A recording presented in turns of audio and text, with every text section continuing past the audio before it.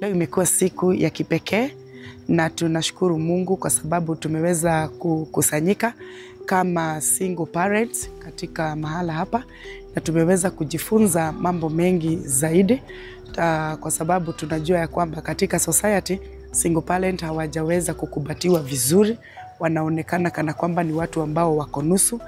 Tukaona ya kwamba ni vyema tukue na mkutano wetu wa kuendelea kutiana moyo mmoja na mwingine na tuambie society ya kwamba single parent ni wazazi kama wale wengine na kila mtu anaweza jipata katika hali kama hii. Kwa hivyo usiwe unawadharau, unaweza siku moja kwa njia moja ama ile nyingine ujipate mahali kama pale. Leo tulikuwa tunaongea na single mothers, those that are divorced, widowed, separated. And we just came here to encourage them, to tell them that there is a future. It is not the end of them. It is not too late to date again. It is not too late to love yourself again. That is why we are here today. And we want to thank God. Wamekuja, tumeongea na wao. It has been powerful.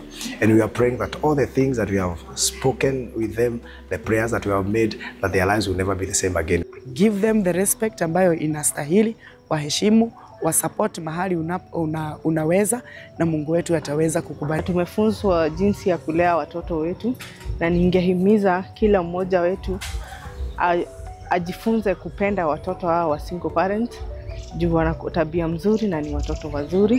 So siku yetu imekuwa nzuri, mafunzo tumeweza kufundishwa jinsi ya kuishi tukiwa watakatifu, jinsi ya kuishi na watoto wetu, jinsi ya kuishi na hata wale ambao wanatuzingira the society, na imekuwa ya baraka na ya kutia moyo sana.